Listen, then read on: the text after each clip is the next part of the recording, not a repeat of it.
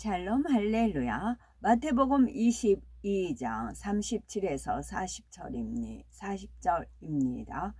예수께서 이르시되 네 마음을 다하고 목숨을 다하고 뜻을 다하여 주 너의 하나님을 사랑하라 하셨으니 이것이 크고 첫째 되는 계명이요 둘째도 그와 같으니 네 이웃을 네 자신같이 사랑하라 하셨으니 이 두 계명이 온 율법과 선지자의 강령이니라. 아멘.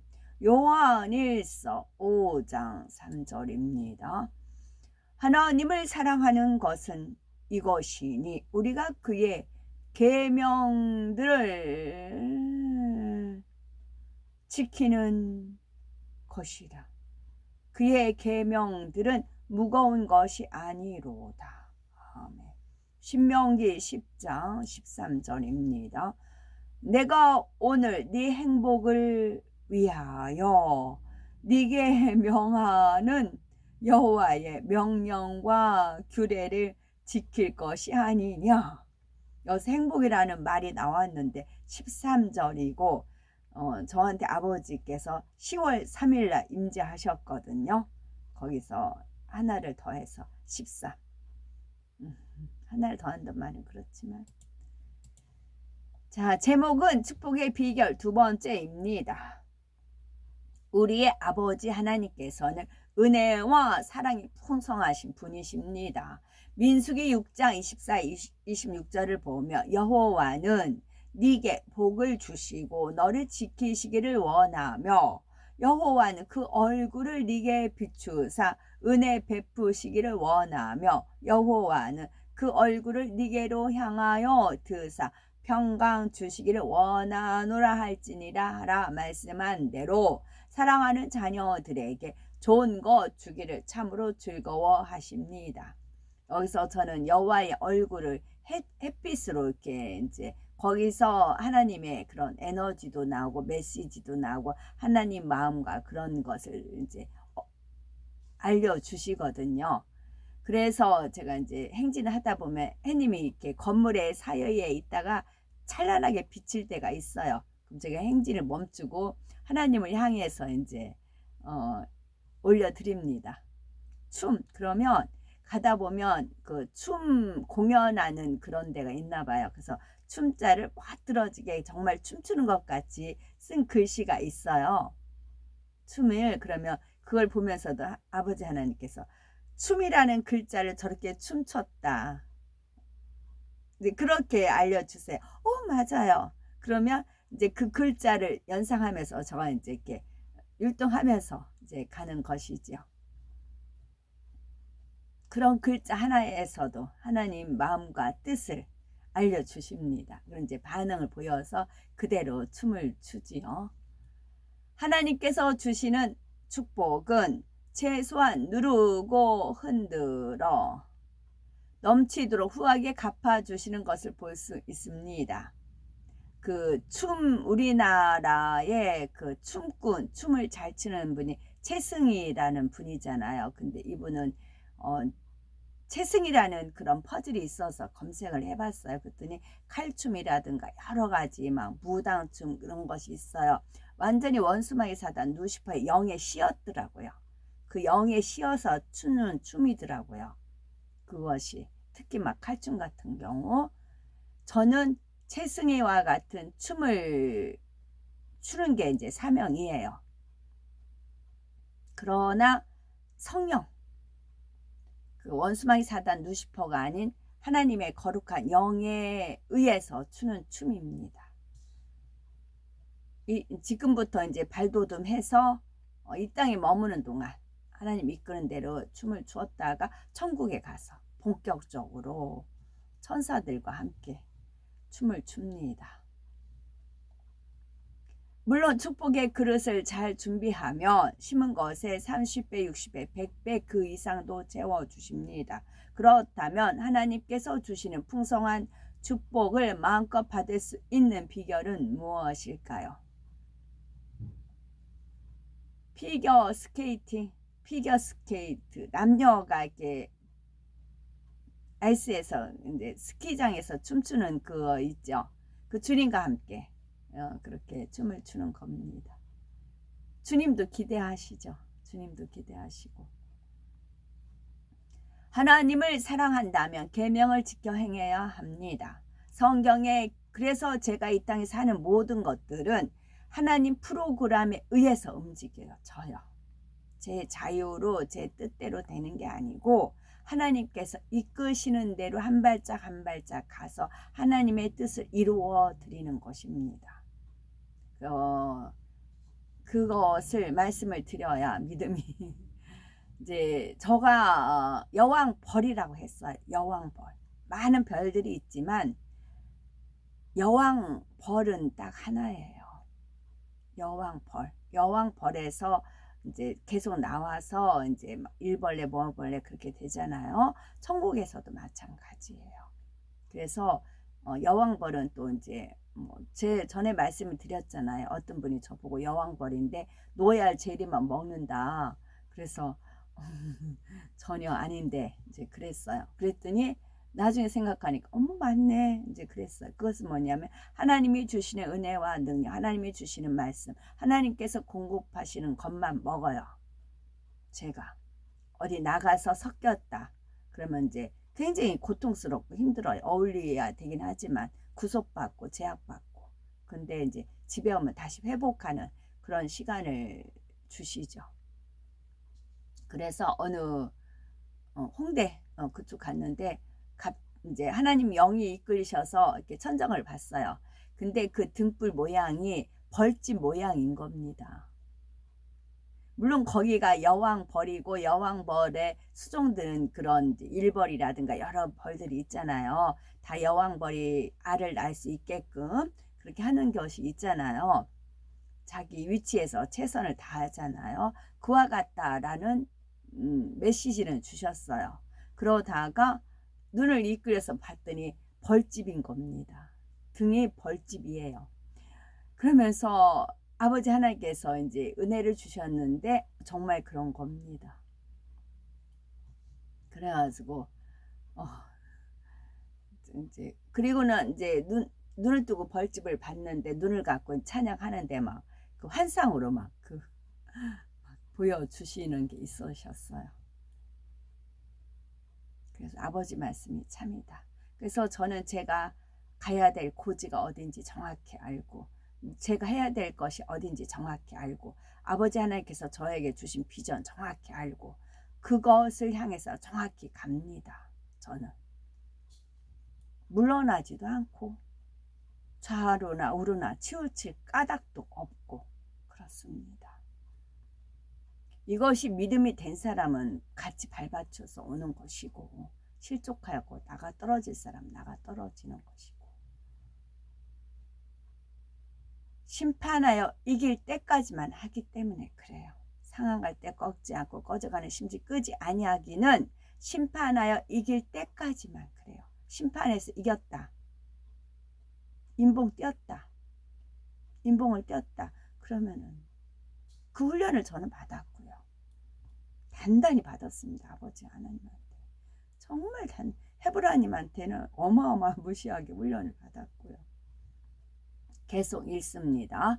성경에 기록된 하나님의 말씀을 크게 4가지 유형으로 나뉘면 먼저는 뭐뭇을 지키라 할 수 있고 뭐뭐를 하라라는 적극적인 말씀이십니다. 이는 사랑하는 자녀들이 계명을 지켜 행하면 축복이 임하기 때문이지요.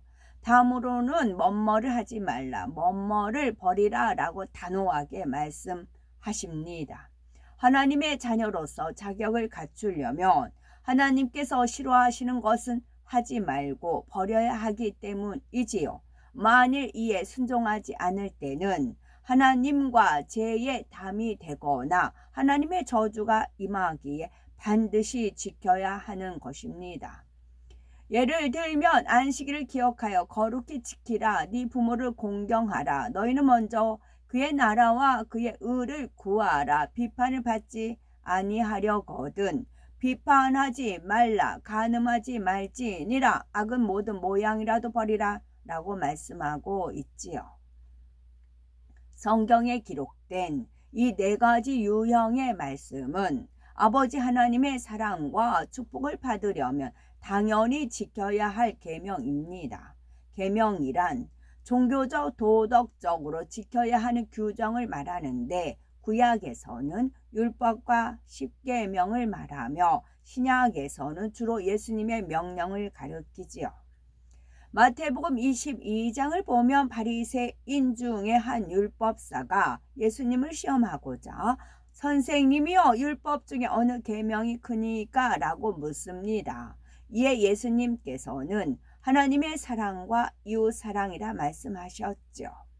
네 마음을 다하고 목숨을 다하고 뜻을 다하여 주 너의 하나님을 사랑하라 하셨으니 이것이 크고 첫째 되는 계명요 둘째는 그와 같으니 네 이웃을 네 몸과 같이 사랑하라 하셨으니 이 두 계명이 온 율법과 선지자의 강령이니라.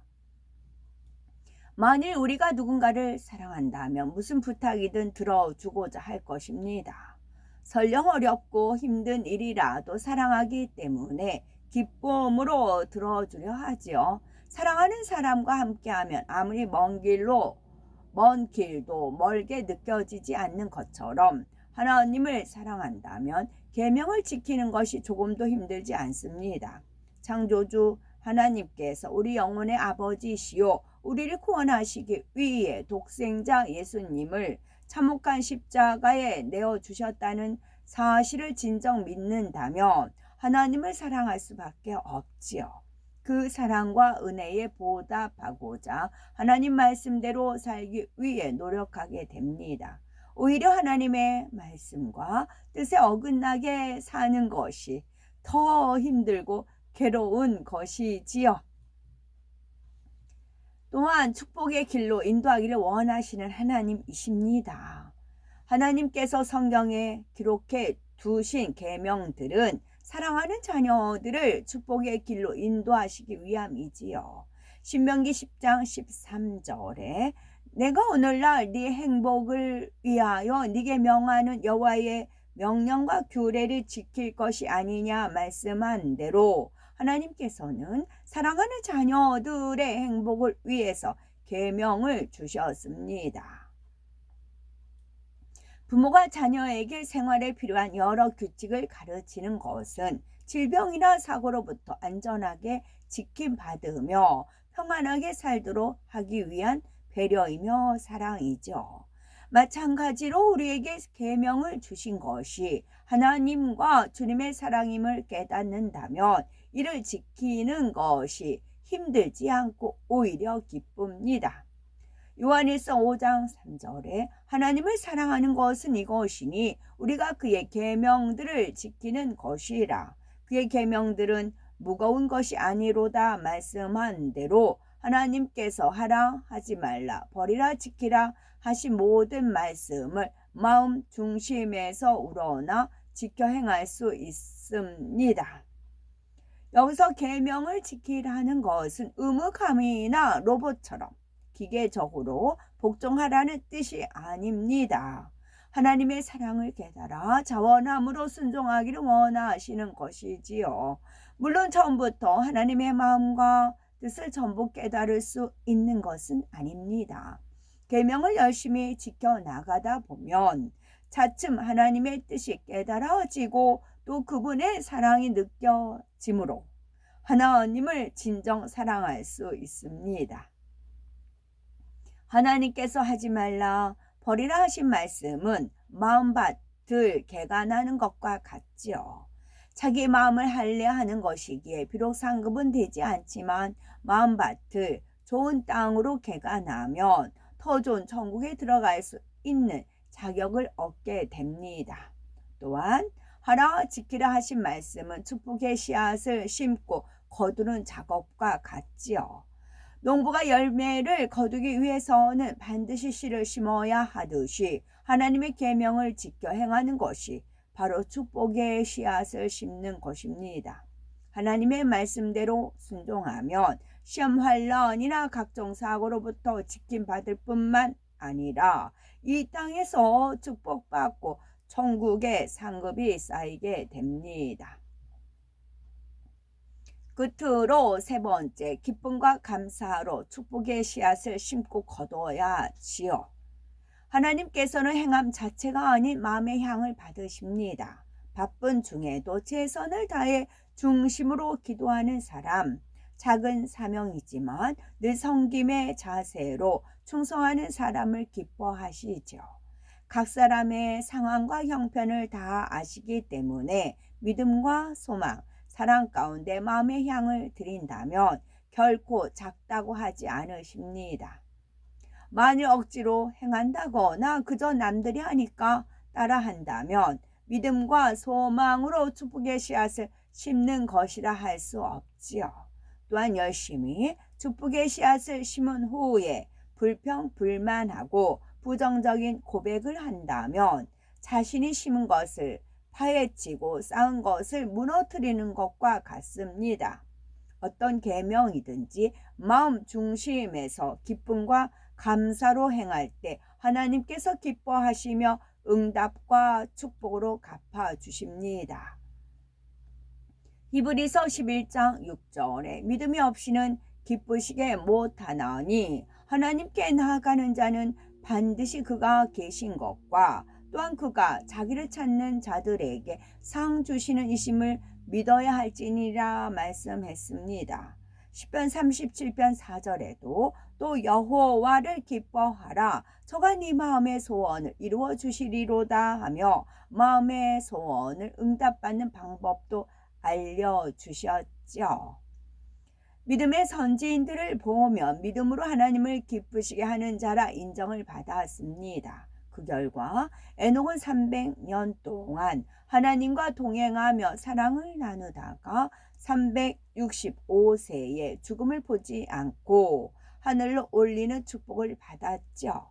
엘리야도 살아계신 하나님을 증거하며 놀라운 권능의 역사로 무수한 영혼을 구원하였기에 죽음을 보지 않고 승천할 수 있었습니다.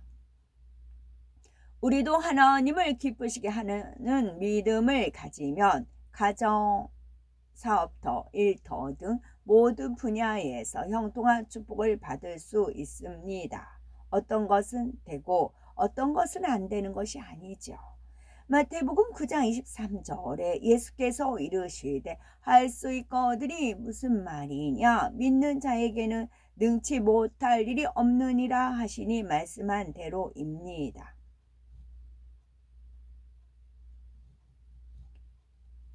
언제 무엇이 필요할지 다 아시게 미리 준비해 두셨다가 필요할 때 주시는 분이 하나님이십니다. 계명을 지켜 행하며 하나님을 기쁘시게 하면 무엇이든지 구하는 대로 응답받고 마음의 소원까지도 이루게 된답니다. 아멘. 십계명이란 하나님께서 모세를 통해 이스라엘 백성에게 주신 10가지 계명입니다. 이는 성경 66권에 기록된 하나님의 모든 말씀을 10가지로 축약한 것으로서 성경의 뼈대라 할 수가 있지요. 성경 66권 전체를 다 기억하지는 못해도 하나님의 자녀라면 십계명은 기억하고 지켜야 하는 신앙의 기본입니다. 아멘.